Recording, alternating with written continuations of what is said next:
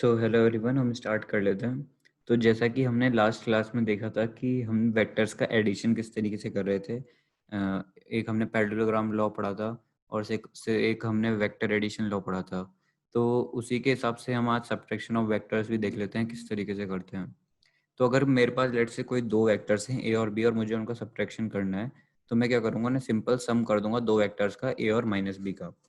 यानी कि अगर मुझे सब्ट्रैक्ट करना है लेट से ए और बी को, तो मैं क्या करूँगा, ए को प्लस कर दूंगा माइनस बी से। तो मेरे पास एक वेक्टर अगर माइनस बी है और वे एक वेक्टर है ए, तो अगर मैं इन दोनों को ऐड कर दूंगा तो उसका मतलब यही हो जाएगा ए माइनस बी वेक्टर, है ना। तो इसलिए मैं सिंपल सम को यूज करके दो वेक्टर्स का सब्ट्रैक्शन निकालता हूँ, क्योंकि मैं यहाँ पे सम को यूज कर रहा हूँ और दो वेक्टर्स का मैं बेसिकली सब्ट्रैक्शन ही निकाल रहा हूँ यहाँ पे। तो इसमें क्या होता है कि अगर मेरे पास वेक्टर ए है तो मैं उसमें ऐड कर रहा हूँ माइनस बी वेक्टर को, तो वो बेसिकली सब्ट्रैक्शन नहीं हो रहा है, लेकिन हम जो है उसे ऐड कर रहे हैं, है ना। तो इस तरीके से सब्ट्रैक्शन निकलता है कि लेट से, अब मैं से फिगर की अगर फॉर्म में समझाऊं, कि मेरे पास एक वेक्टर था ए जो यहाँ पे गिवन है, एक वेक्टर है बी और एक वेक्टर है माइनस बी। मैं क्या करता हूँ, एक बार A vector plus B vector करता हूँ और एक बार A vector plus minus B vector करता हूँ। तो देखते हैं किस तरीके से होगा। मैंने इस ए वेक्टर को यहाँ पे शो कर दिया और बी वेक्टर को भी इधर शो कर रखा है यहाँ पे, और माइनस बी वेक्टर को इधर। तो अगर मैं रिजल्टेंट निकालूंगा ए वेक्टर और माइनस बी वेक्टर के सम का, तो वो कुछ यहाँ पे इस तरीके से आ जाएगा कि हमने रिजल्टेंट ले लिया ए वेक्टर माइनस बी वेक्टर। और अगर मैं सिंपल रिजल्टेंट निकालूंगा ए वेक्टर प्लस बी वेक्टर का, तो वो इस तरीके से आ जाएगा। तो ये डिफरेंस होता है ए वेक्टर प्लस बी वेक्टर में और ए वेक्टर माइनस बी वेक्टर में। ठीक है, इसे नोट कर लो। इसको हम एक और तरीके से वैसे कर सकते हैं पैरेललोग्राम लॉ से, जो हमने लास्ट क्लास में पढ़ा भी था, कि अगर मेरे पास कोई दो वेक्टर्स हैं ए वेक्टर बी वेक्टर, तो अगर मैं उसका बेसिकली मैंने क्या किया है यहाँ पे, कि बी वेक्टर को मैं हमेशा इधर लिखता था कि ये ए वेक्टर हुआ है, ये बी वेक्टर हुआ है। तो मैं यहाँ पे सिंपली रिजल्टेंट को इधर से शो कर देता था कि ये रिजल्टेंट हो जाएगा। मैंने अब क्या किया कि ये बी वेक्टर को शिफ्ट कर दिया इधर वाली पोजीशन पे। यहाँ पे जो बी वेक्टर था, इसको मैंने बस इधर वाली पोजीशन पे शिफ्ट किया, और इधर वाली पोजीशन पे शिफ्ट करने के बाद जो इसका रिजल्टेंट है वो तो सेम ही रहेगा, तो मैंने उसको एज इट इज शो कर दिया। तो अगर मेरे पास कोई ए वेक्टर है और बी वेक्टर है और मुझे उनका सम निकालना है, तो मैं सिंपली बोलूंगा कि यहीं से जा रहा होगा कोई रिजल्टेंट आर, जो होगा ए वेक्टर प्लस बी वेक्टर के इक्वल। तो इस तरीके से पैरेललोग्राम लॉ से हम इस तरीके से शो कर सकते हैं दो वेक्टर्स का सब्ट्रैक्शन भी और एडिशन भी। तो अब मैं एक क्वेश्चन के तरीके से इसको समझता हूँ कि लेट से कि जो रेन है वो वर्टिकली फॉल कर रही है 35 मीटर पर सेकंड से, क्वेश्चन में गिवन है।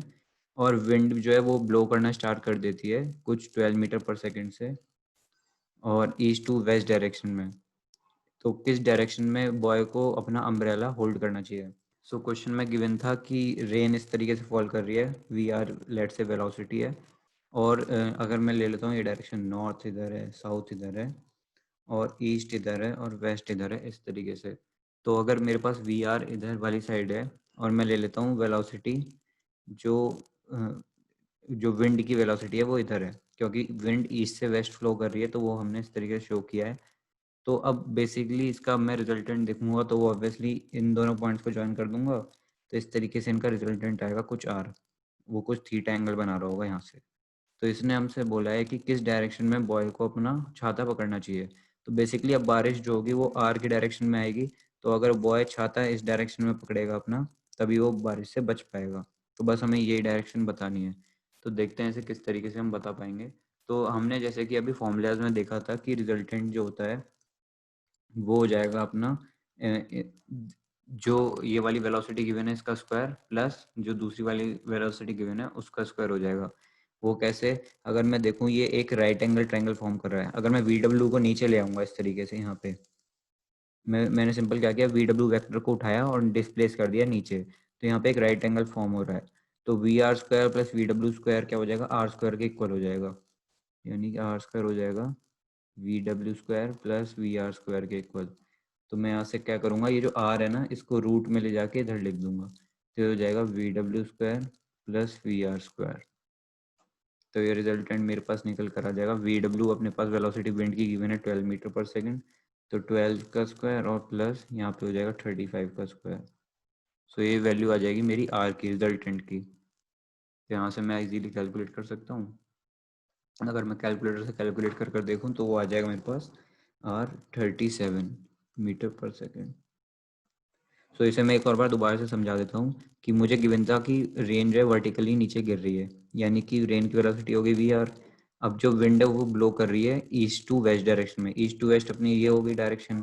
तो मैंने ले लिया कि इस डायरेक्शन में विंड ब्लो कर रही है, तो ऑब्वियसली जो रेन हो जाएगी अब उसकी डायरेक्शन बदल जाएगी, रेन गिरेगी इस डायरेक्शन में अब, जहाँ पे आर शो कर रहा है। तो बॉय को अपना एम्ब्रेला कुछ ऐसे होल्ड करना पड़ेगा तभी वो बारिश से बच पाएगा। तो वही हम कैलकुलेट कर रहे हैं कि लेट से थीटा हो गया और ये अपना रिजल्टेंट है। मैंने क्या किया, सिंपल पाइथागोरस थ्योरम लगाई है यहाँ पे, R square is equal to V W square plus V R square, और यहाँ से आर की वैल्यू निकाली है।